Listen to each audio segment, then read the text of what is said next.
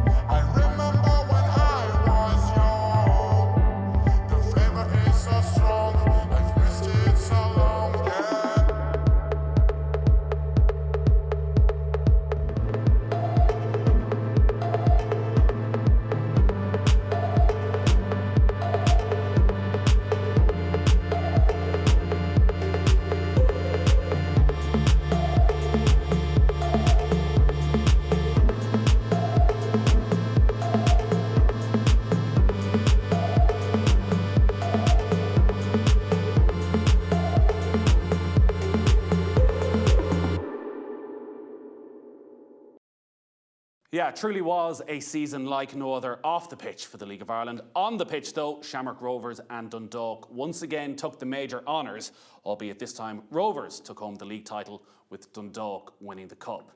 Throughout every League of Ireland season, the Soccer Writers Association of Ireland present the SSE Airtricity Player of the Month Award. Here are the monthly award winners for 2020. Jack Byrne of Shamrock Rovers was the winner in February. Last year's PFAI Player of the Year picked up where he left off, hitting a sublime winner to see off the reigning champions Dundalk at a packed Tallaght Stadium. The August winner was Danny Grant of Bohemians. After returning from the prolonged break caused by the COVID-19 pandemic, Bohs won all 4 of their Premier Division matches in August, with Grant a key player for Keith Long's side. September saw Jack Byrne claim his second monthly award of the season. Byrne followed up a good showing against AC Milan with 3 goals and 4 assists across games with Waterford and Dundalk. The October winner was Sean Murray of Dundalk. The Lily Whites midfielder was a key player for Filippo Giovagnoli's side, scoring crucial goals in Europe and in the Premier Division. And the winner for November-December was David Macmillan of Dundalk, a worthy honour for the Dundalk striker, whose memorable hat-trick was crucial to their success in the 100th FAI Cup final. So they are the monthly award winners. Let's get on to the first of our overall awards, the first of which is for Goalkeeper of the Year. The 3 nominees are Alan Manus, Shamrock Rovers; Manus was an ever-present in Rovers' unbeaten league season, keeping 13 clean sheets and conceding just 7 goals across 18 games. Ed McGinty, Sligo Rovers. McGinty played every minute for Sligo in a season that saw him represent the Republic of Ireland under-21s. Sligo recently tied him down to a 2-year contract amid other interest for his signature. And David Odumusu, Drogheda United. 19-year-old Odumusu was voted his club's Young Player of the Year after a debut season in which he played every minute of Drogheda's successful First Division campaign. And the winner of the SSE Airtricity Goalkeeper of the Year is Alan Manus of Shamrock Rovers.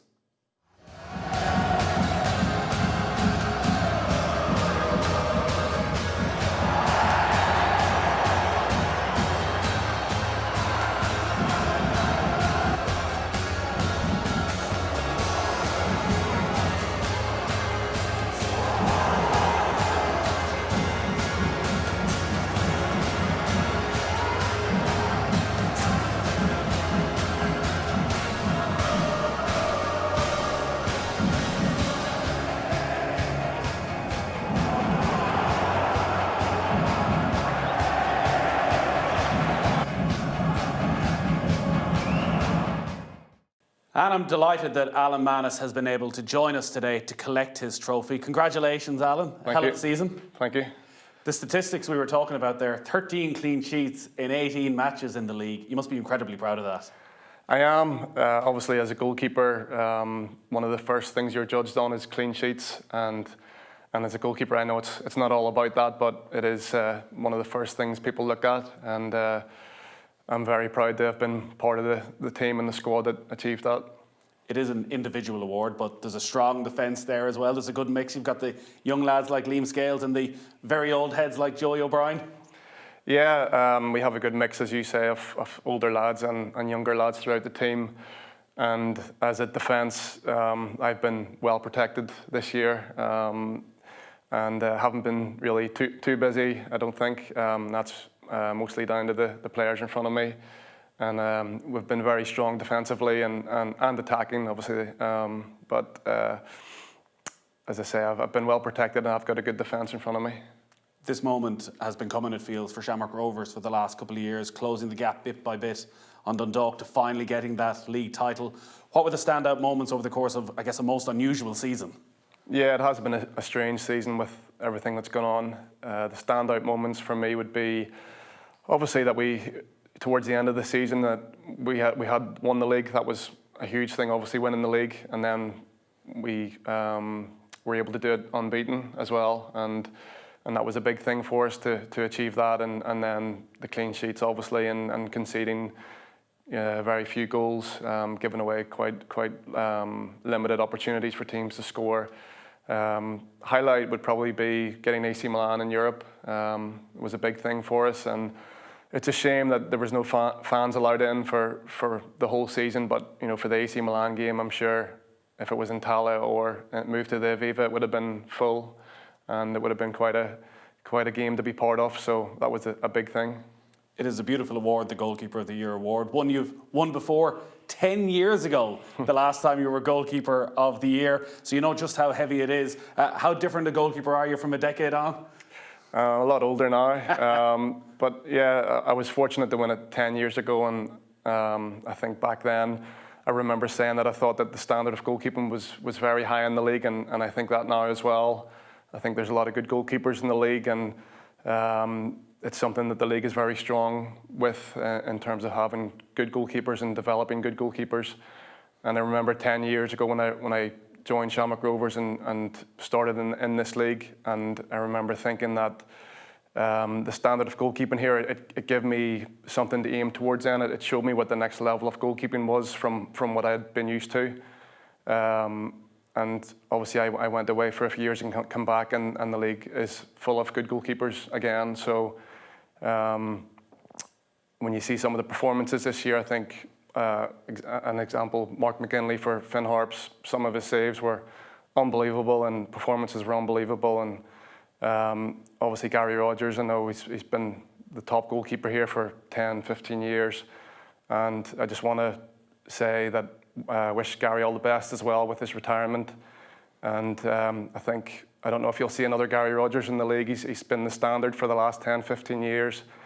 And he's been incredible with his performances and what he's achieved. And as I say, you might not see another Gary Rogers. So I wanted to wish him all the best as well. Gary won this award last year. He obviously now has decided to retire. It's not something that's on the horizon at all. You look like a man who's very much enjoying his football and want to hang on for as long as possible. I am enjoying it.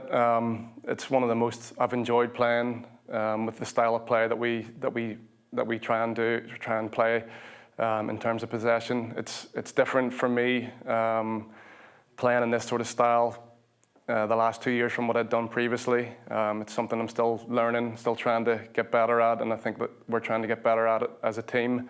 But it's certainly one of the most enjoyable times I've had on the pitch in terms of trying to play this way. And I'm 38, so I still think I can go for another, 2 years, maybe 5 years, 10 years. I don't know. No, I'll go another year and see how it goes. And I'm still enjoying it, and I still feel really good. So the club have been really good at looking after me as well.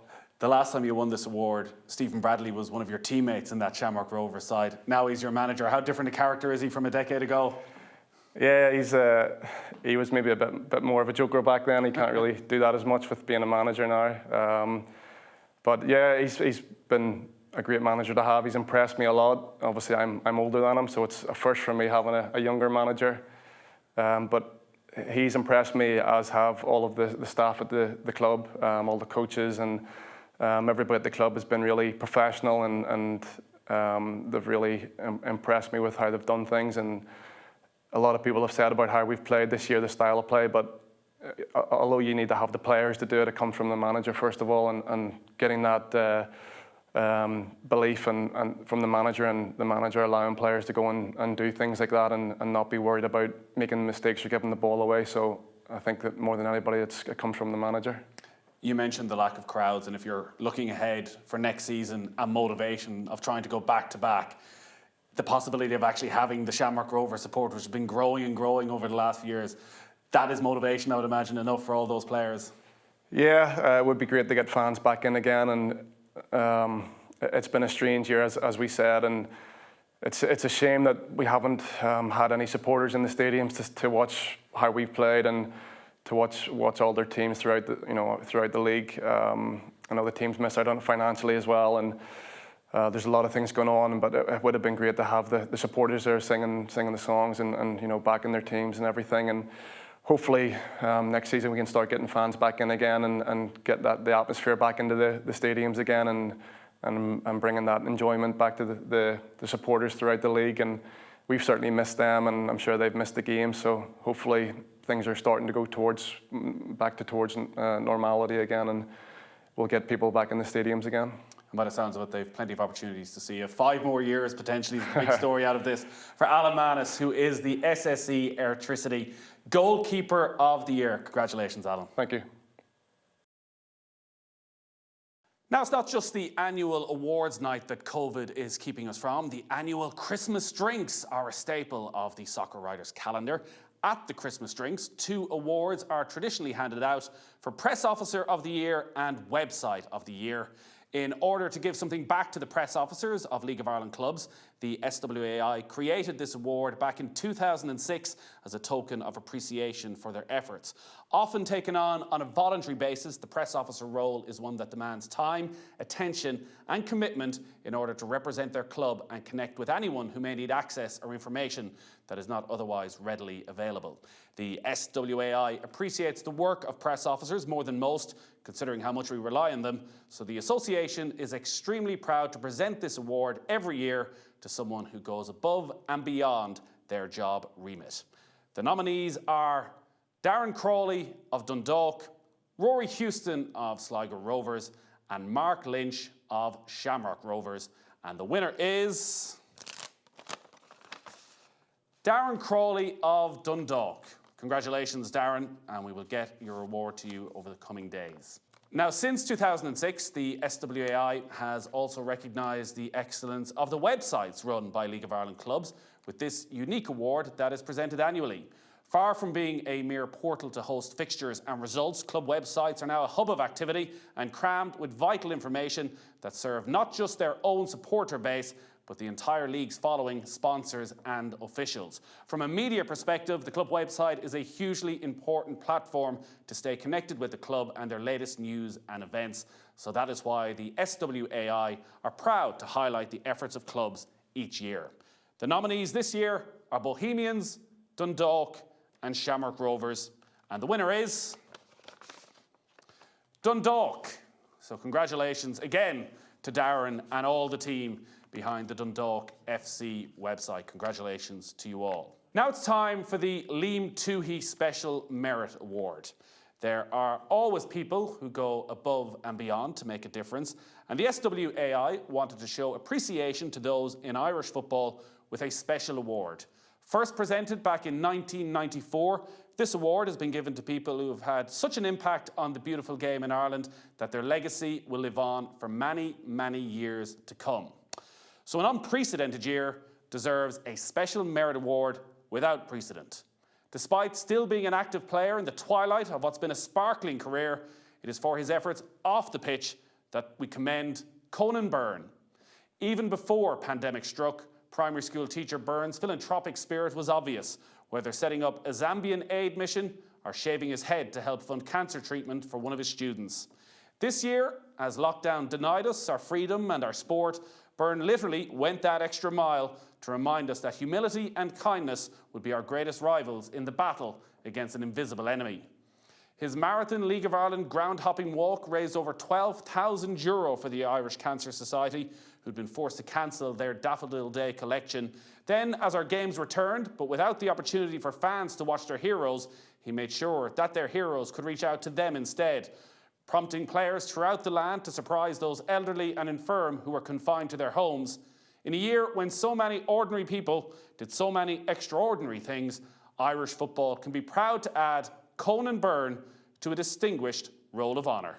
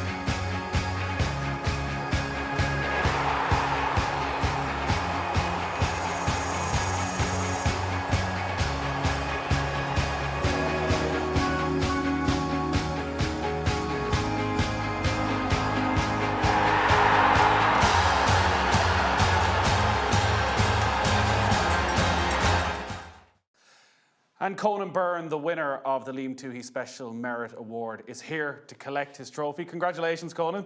Thank you, Nathan. Cheers. Very well deserved. You have put in a huge effort throughout the lockdown. I think on behalf of everybody in the League of Ireland, thanks for all you've done. Right from the very off, you decided, you know what, I'm going to get involved. I'm going to try and give a little back. Got around all the grounds in Dublin in one piece. Yes, just about. Yeah, that was a. I remember doing it, and I was saying, a walk. It's not going to be too bad. But by the end of it, I really struggled getting back into my car afterwards, and it was. But yeah, it was a wonderful initiative that was done, and the support that I received from the general public, not just the Airtricity League supporters and players, it was great. Lots of people were sat home putting on the pandemic pounds in those early weeks. What was it that inspired you to go out and actually, I'm not just going to sit around like the rest of the population. I want to go and do something here that really helps out. Look, I think everybody knows somebody that's been affected by cancer in their lives, and I'm no different. So I just wanted to give something back. Had the opportunity to do that. I wanted to get it done before the full lockdown came into place. And it was just unfortunate that I couldn't get people involved with me, and so many people wanted to join me on the walk, and that would have been a lovely touch. But I just didn't want any backlash, I suppose, from people joining me on the walk. So just did it myself, and the funds raised was absolutely colossal amount for that, and I'd just like to thank everybody that did donate to that particular cause. Yeah, the players and the people of the League of Ireland couldn't walk with you, but you could see online there was a huge groundswell of support. Yeah, it was great. Yeah, I have a bit of crack with the different clubs, and putting on that Shamrock Rovers jersey was particularly difficult. But that seemed to where the coverage all started from that video I put up outside Tala. And yeah, it was just brilliant. But it was, like, as I said, I might have participated in the walk and the other initiative I did this year, but the huge amount of thanks and acceptance and gratitude has to go to the players and everybody involved in helping me, I suppose, get this award. And the Irish footballing community, sometimes actually it ends up getting overshadowed by other volunteer communities throughout this country, which also played their part. But it was brilliant to see actually such a high-profile example of that Irish community coming together. Yeah, and as I said, it's not the first time that we've done something like this in terms of raising money for charities. And but it's the Airtricity League and the League of Ireland. It's just a wonderful community to be involved in. Anytime I've wanted to do anything, or anybody else that's wanted to do something, everybody just jumps on board. And yeah, very proud of the fact that I'm part of it. And then during the lockdown, you were central to all these phone calls that were made to various different people who were cocooning and were stuck at home and just couldn't get to the matches and were out of their weekly rhythm of going to their League of Ireland game. How did that come about? Well, that came about, I was sitting down, both of them actually were when I was sitting down on my couch, and this particular one was when I was watching Clareburn live, and David Brady was on, and he had an initiative where he contacted Mayo people that are in isolation, and he called it, I think, the Friday night chats. And just straight away I was like, well, why can't we do something like that in the League of Ireland? And that just took off. I literally just put a message into a couple of people in my phone book, and they were all saying, yeah, great idea, let's get to work. And yeah, I coordinated that, but I can't take any praise in the sense that the players and the managers and the ex-players and all, they did all the work in terms of contacting these people that might have been struggling with isolation, and they might have been cocooning themselves. But funnily enough, after a couple of days, it started turning towards younger people and mental health issues. Right. So it quickly changed the dynamic of the actual initiative, and that's why I kind of changed it to, not changed it, but brought in Jigsaw as well. And that's where the donations came in for that idea. But the players, as I said, that they deserve enormous credit for the work that they put in terms of some people were making phone calls, 2 or 3 phone calls.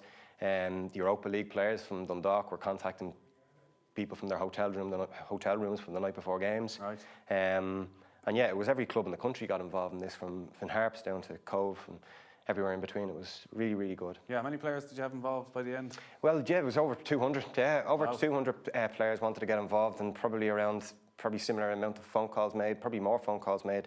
But it's not only that, it's like the kind of relationships have formed from this too. And I know players have kept in touch with the supporters that they rang. I know Rafael Guittaro spoke to a lady up in Finn Harps, and he told her to keep his number on his phone. Anytime she's down or anytime she's lonely, just give him a shout and he'll be on the other end of the phone. So it's those type of stories that are really heartwarming, and that's why I set up the threads on Twitter, just to show people what a simple phone call, what it can make to somebody's life. It sounds that wherever you looked for an ask, wherever you rang somebody up, they were always willing to help.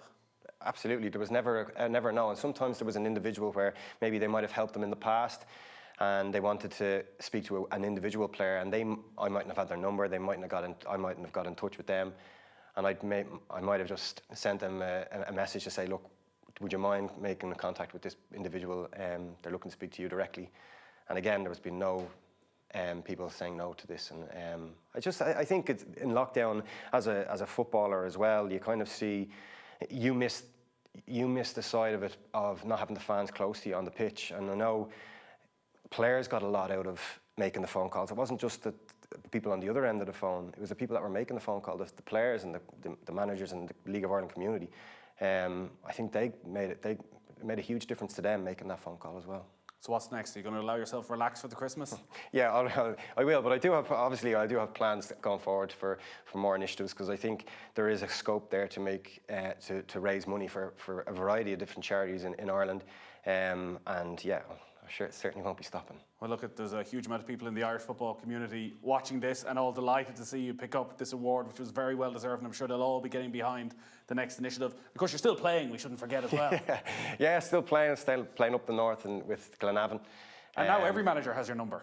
Yeah, well, they should. Yeah, well, I'm getting on now. So, but yeah, I really enjoyed my time up in the Northern Irish Premier League, and yeah, I just wanted a little bit of a change and experience a different environment, and really enjoying that.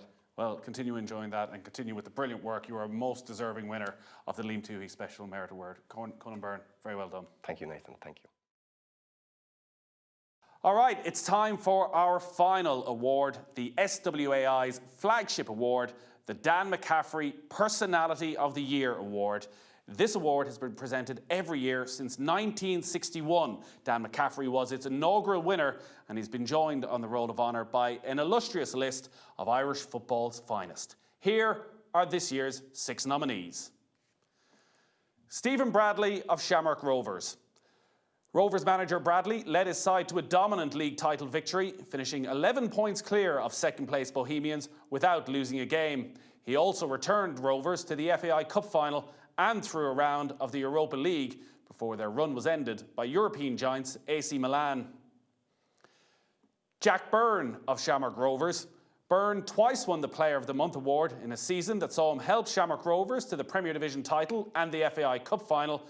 He was also a regular member of Stephen Kenny's Republic of Ireland squad, and last month became the first League of Ireland player to appear in a competitive senior Irish international since 1985.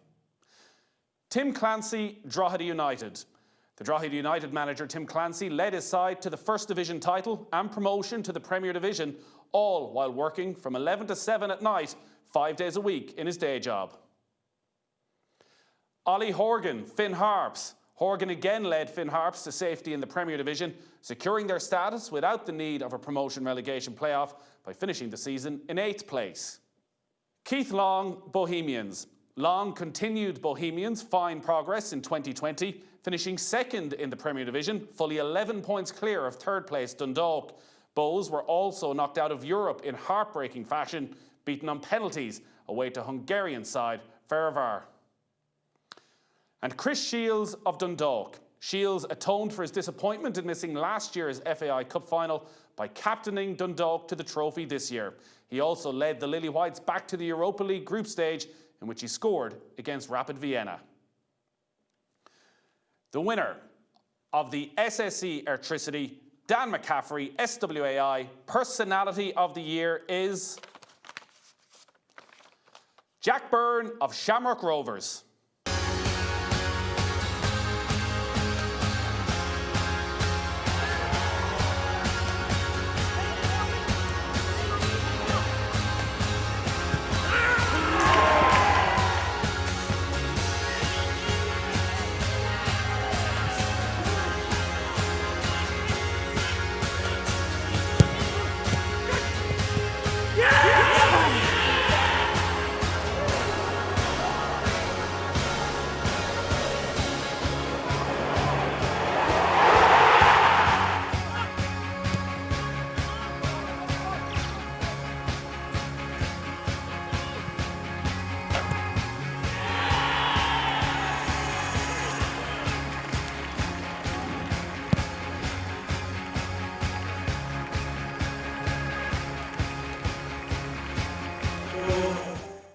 Yeah, what a sensational season it has been for our SSE Airtricity SWAI Personality of the Year for 2020, Jack Byrne of Shamrock Rovers. And Jack Byrne is with us now. Congratulations, Jack. Thank you very much. We've just been looking at some of your highlights of the season. Champions of Ireland with Shamrock Rovers, and on an individual basis as well. So many highlights. You must be delighted with how 2020 went on the pitch anyways. You know, it's been a strange year for everyone. You know, I think we're all just delighted to get back on the pitch and to do so well. Now tops it off, but it's obviously been a strange year. But in many ways, it's been a great year, and it's been probably one of my best football years so far. So I'm really happy. It feels like a long time ago now, but we've seen footage of that night in Tallow when Jordan Flores scores the Puskas-nominated goal and you pop up with this brilliant match winner. That game before lockdown, how important did that feel to get that victory at home against Dundalk in front of that packed house in terms of going on and kicking on and winning the title? I think that game was a big game for the league. I think that game, the Bows game, the first game of the season, them two games are massive games. Not only for us as a club and where we wanted to go, but as a league and in general, packed out Dalymount, Dublin Derby, Dundalk Rovers going at it, 7,500 there, I think was the biggest crowd in world history. And then obviously for Jordan Flores to pop up with that goal and a 3-2 game, it was a brilliant game. I think it was a real good night for the league. And unfortunate what happened with the COVID at that time. The crowds obviously couldn't come, but like everywhere in the world at the moment. But I think the league was really in a good place at that time. And I'm sure we would have seen massive crowds, especially towards the run-in at the end of the season. But it just wasn't to be. But I'm sure they'll be back soon next year. Was that goal, that match-winning goal against Dundalk, was that the standout moment of the season for you?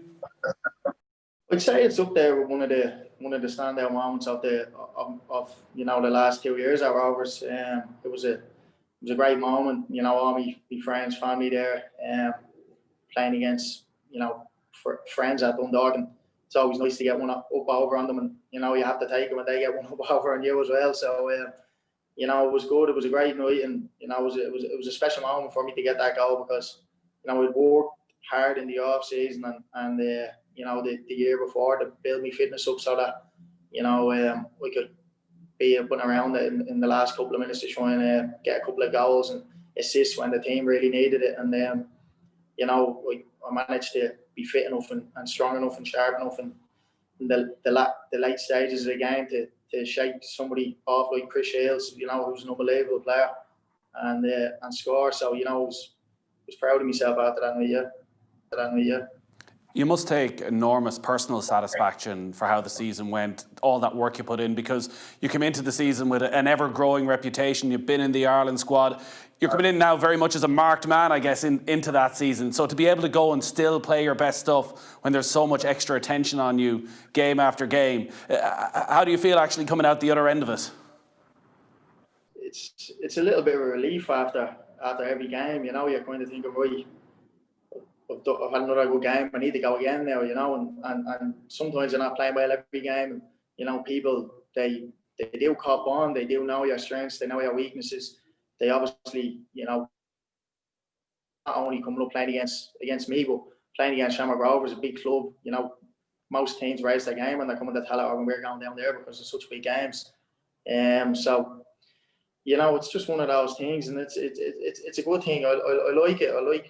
I thrive on that. I thrive on individual battles in games and trying to get one up over person I'm playing against, and I know they're trying doubly as hard to probably try and get one up over me. So we enjoy it, and I'd rather it that way than go out on the pitch and just prance around and it's not that competitive. So I love that edge and I love that competitiveness. That's what gets you up in the morning. That's what makes you train hard during the week.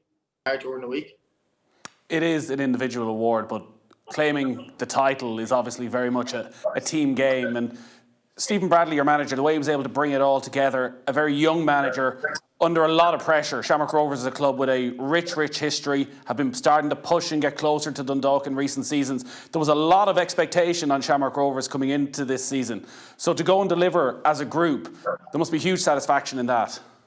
I think the manager, I think the board there, not only the manager, I think the board, I think, Stephen McFay, Glenn Crown and Darren, they all deserve huge credit because, it wasn't always this easy at the club and it wasn't always winning trophies and playing in FAI Cup finals. You've seen how long it was the club had to wait for the league title and for the cup. So, for the lads to get the backing from the board first and foremost, because obviously it wasn't going so well the last couple of years.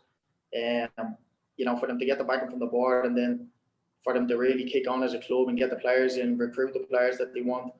the squad there is unbelievable. Great people, not only great footballers. So, I think the club as a whole deserves an awful lot of credit, but the manager there has been unbelievable. I think over the last couple of years, and the way he's, worked with the fans and with the club in general, and then the players on the pitch, and you can just see it all coming together now. And it's a really special time at the club, and we just hope the fans can come back soon, and I'm sure it'll be packed out every week. Yeah, you always strike me as a player who has a good and special relationship with the supporters, that you feed off them as much as they feed off you. How desperate are you to see them back in? Because, again, looking back at that footage, even of the Dundalk game, it's somewhat bittersweet seeing the 7,500 in Tala, that we haven't been able to experience that, and you winning a league title, not having the Rover supporters there with you. It's, it is bittersweet, as you said. Obviously, you're delighted. You just want to get your hands on the trophy, in any circumstances, but we obviously know it would have been special, and it would have been unbelievable to have them there, backing us throughout the season, then going on to a cup final, and we knew how good it was last year with all the fans there. So look, we're obviously disappointed that we couldn't do it, but it doesn't take anything away from the fact that we've won a league title, and no one can take that away from us. And we've done that as a group. That's memories we can take with us, to the grave. So we're all absolutely delighted. But I love playing in front of crowds. I love playing in front of packed houses, and it gives you that extra buzz. And I just gutted that they couldn't be there, but obviously delighted that we got over the line. That's the main thing. And at the international level then, to be in and around Stephen Kenny's squad consistently, to become the first League of Ireland player since Pat Byrne in 1985 to make a competitive appearance for the Republic of Ireland. How much are you enjoying being around those kind of players on a regular basis? Yeah, we love it. The last 2 years being in nearly probably every squad, bar one or two, has been a dream. Like it is a dream when you're growing up. That's what you want to do. That's the pinnacle, is to play for your country. And but fortunate enough that I've played 4 times in 2 years, and obviously don't want it to be just 4. I want to try and kick on and play many more times. But that's not up to me. That's it.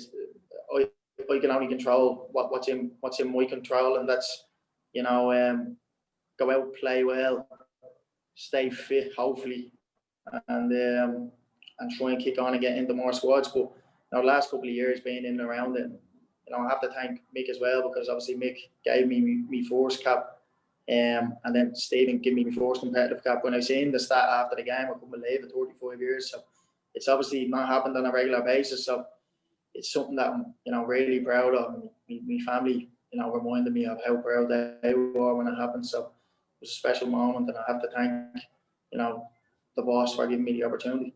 Do you have the jerseys framed at home already? Yeah, I do.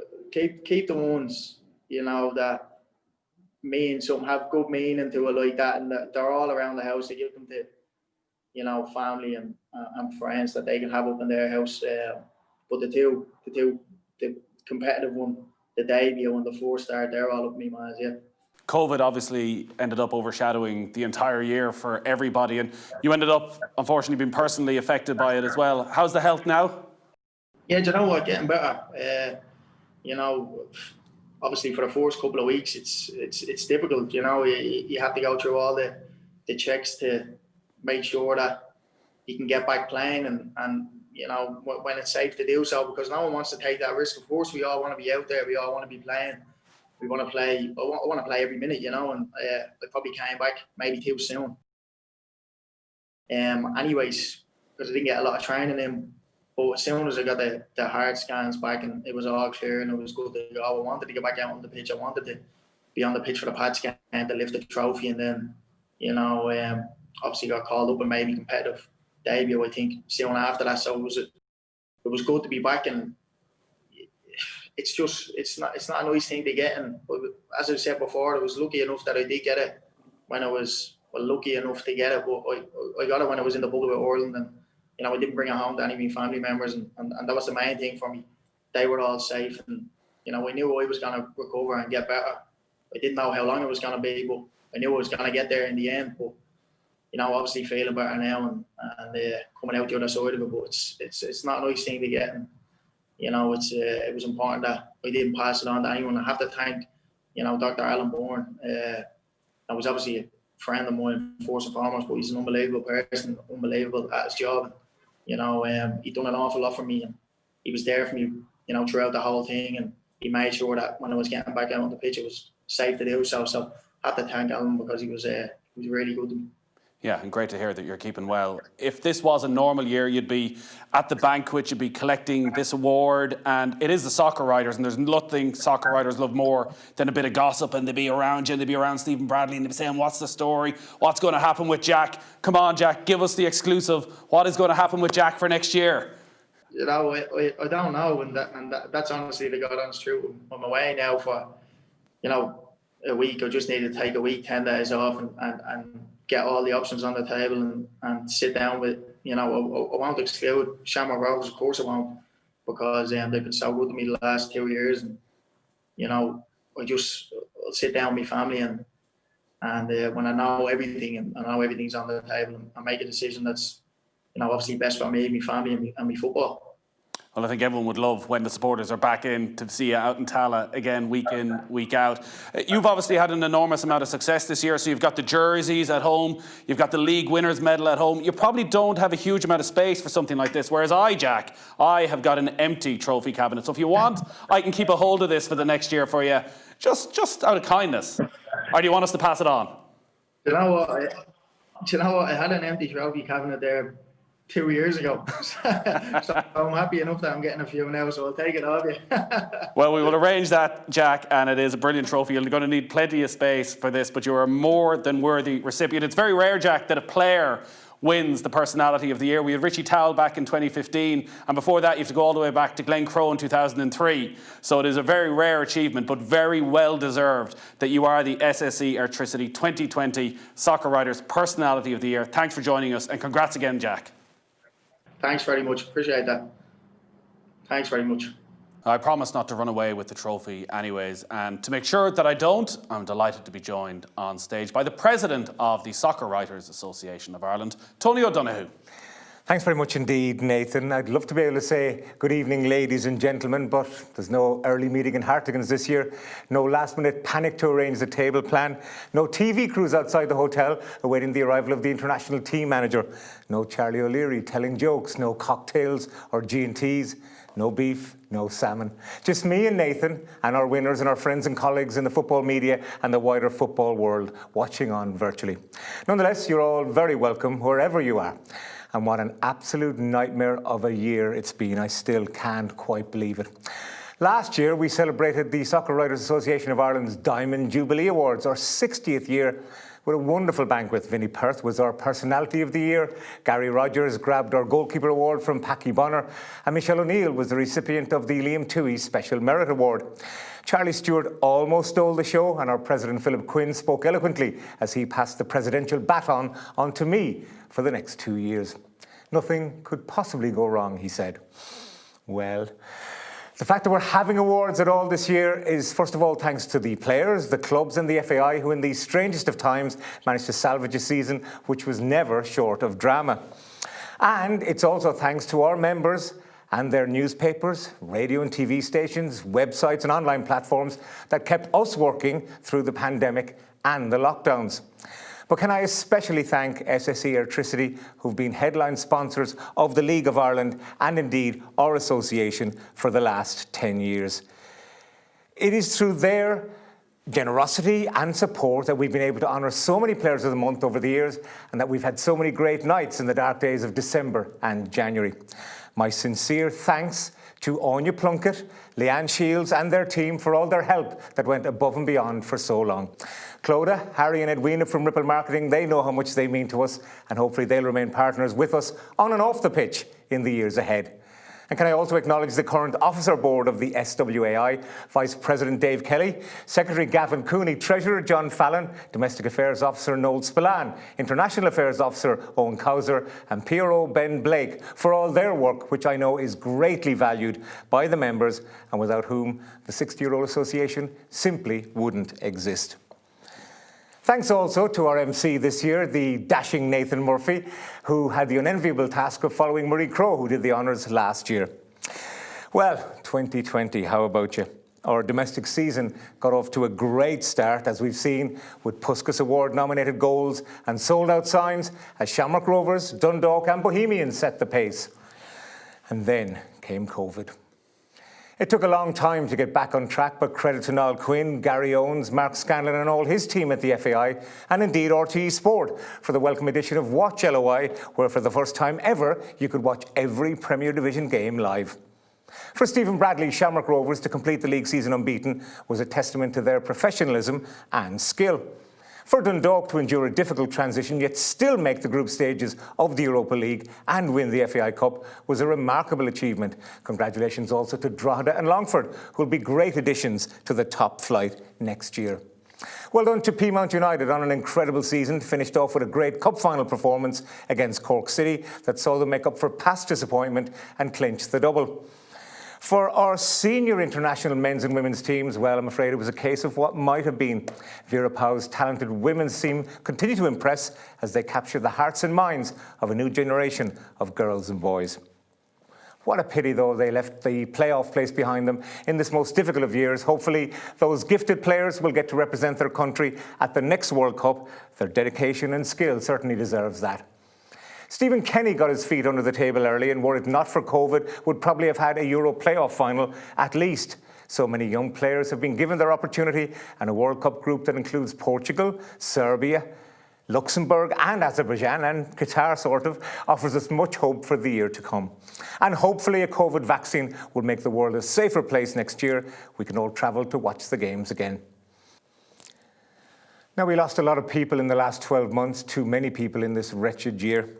In a football context, some of the greats are gone, and as we remember our own, we think of one of the greatest of all time, whose greatest goal of all time was brilliantly described by a former president of this association from 1978 to 1980.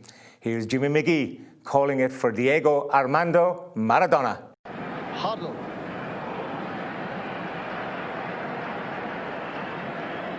Enrique to Maradona.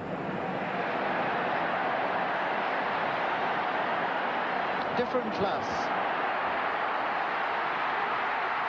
Different class!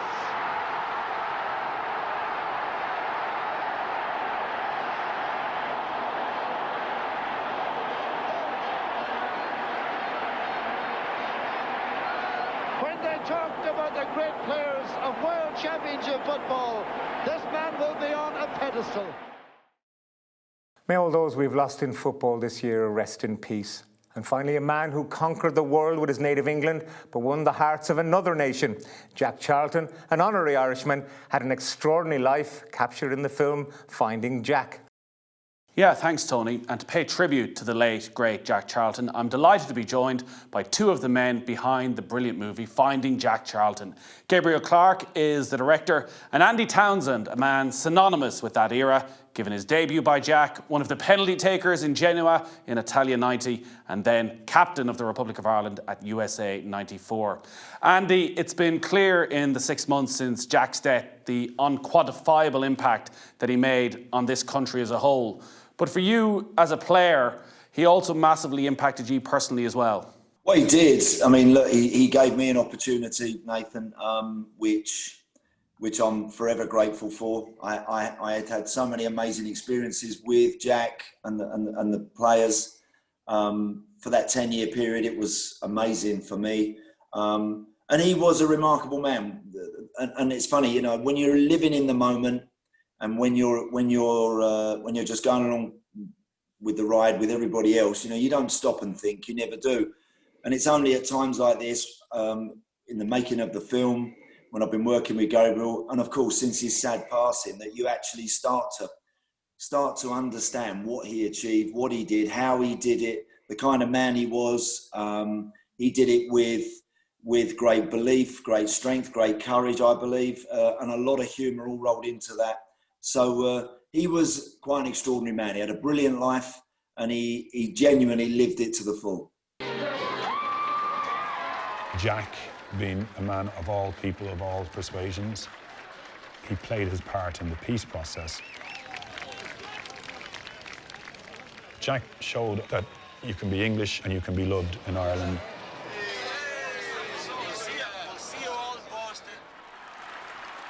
He opened a little window of opportunity. Great political leaders could come in then to bring the men of violence into the same mould. That's what it means. I'm telling you, that's what it means.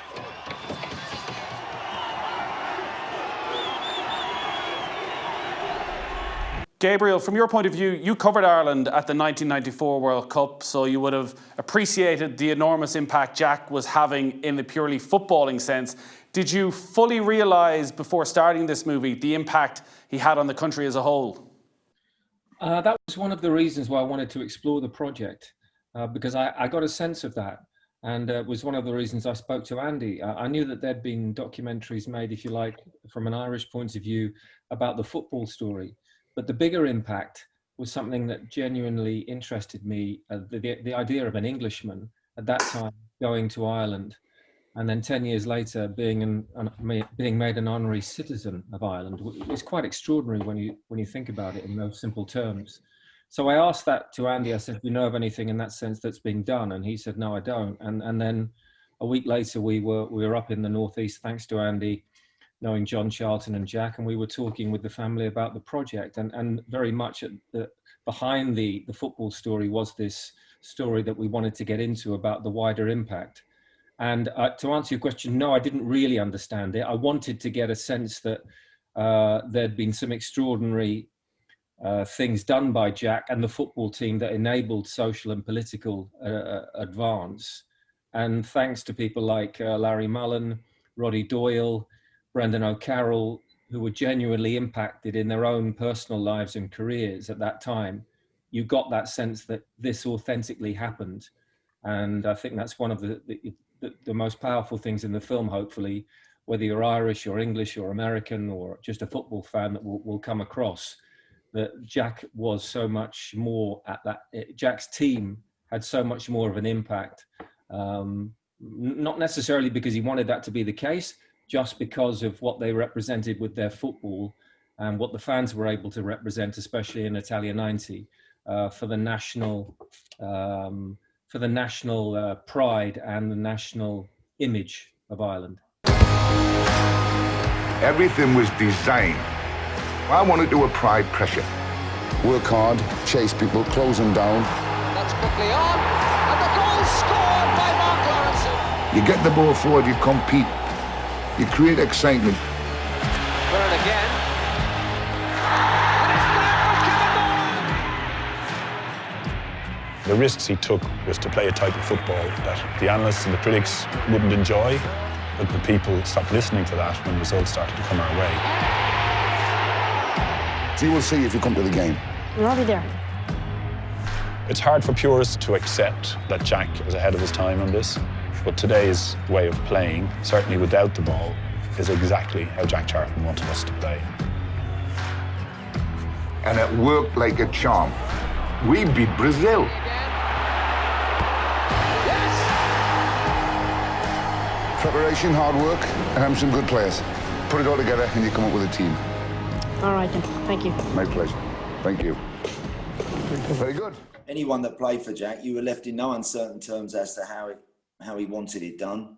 And actually, you know what? A lot has been said about perhaps the way that we played Jack's style, you know, being very direct and et cetera, et cetera. But I think Jack's mentality was keeping things simple. He had good players, and he recognised that. He had good players in the squad, and keep it simple for them, but be firm with that opinion.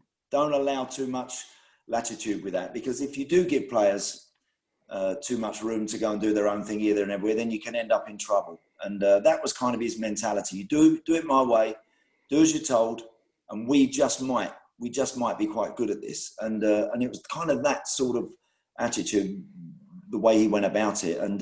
And he was very right. And I see managers today, I mean, I'm still watching football for a living now. And I see the teams that tend to do well are the ones that are driven by the coach, driven by the manager, where that manager has a clear philosophy on what he wants. And it wasn't everybody's cup of tea, but it was very good under Big Jack. We didn't lose too many matches.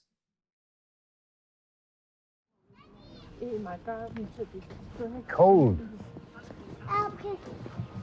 Not that cold. I've not got cold. Good. Right, do you want to take your coat and hat off, Jack? Yes. Just now and again you see bits of him. Strong lad. It's just that his memory's not there.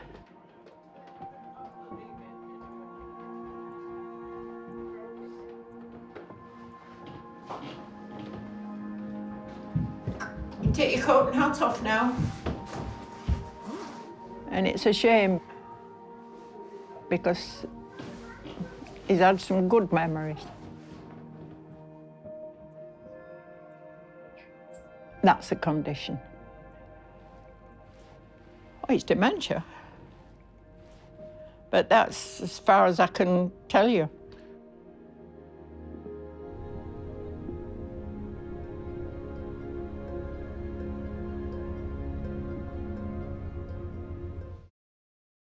For me, seeing Jack like that was tough because Jack was such a force of nature in his. I think of myself at my age now. It's roughly the same sort of age Jack was when we were together, and when at that particular time of his life, he was, he was a genuine force of nature. I think whenever he walked into a room, he filled it. His personality filled it, and so to obviously witness his later years, and particularly, he wasn't well towards the end of his life, and it's very sad to see. Dementia is obviously something at the moment that everybody is taking far more seriously and is considering a lot more going forward in all aspects of life, particularly sport right now. But it's such a shame because Jack's traits as a man were so powerful, and then to witness him obviously vulnerable in his later moments was tough. It's not easy to see that, but as Gabriel says, it's an important part of the film, and it's something that I'm sure Big Jack himself would love. The fact that we're talking about something, particularly in football right now, where hopefully there'll be some change and some action taken in order to preserve the quality of ex-footballers' lives when they finish. You've done a brilliant job in capturing the life of Jack Charlton. And Andy, this is a film people will go back to for many years to come because his name will live long in the history of Irish football. And it's incredible that as an Englishman who came to Ireland, that he became such an important figure, arguably the most important figure in the history of football in this country. So true, and it is. I mean, people often say, "What's Jack's legacy? What do you think?" And it's very difficult to put that into just a few words. But you're absolutely right, Nathan. I think he gave the country some hope with their football team.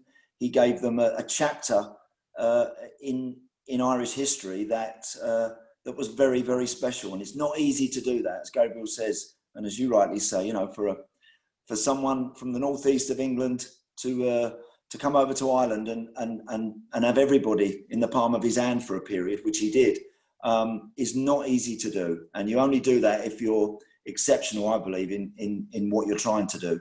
And I think he was. I think he was an exceptional man. And it is a chapter and it is a moment in Irish history that will never, ever be forgotten. Andy, Gabriel, it's been a real privilege to talk to you. Thanks for taking the time out to talk to us at the Soccer Writers Association of Ireland Awards. And thanks again for taking the time to talk about Jack Charlton. Thanks, Nate. So that is pretty much us done for the 2020 SSE Airtricity Soccer Writers Awards. My thanks to everybody who worked so hard to put this together. My thanks to the president of the SWI, Tony O'Donoghue. Thanks, and congratulations once again to all our award winners. Alan Manus of Shamrock Rovers, who was the goalkeeper of the year. Conan Byrne, who took home our Special Merit Award. And of course, to Jack Byrne, who will eventually get his hands on this trophy. We will talk to you in 2021. Well, surely we will be back with the annual Soccer Writers Awards banquet. We'll talk to you then. Good luck.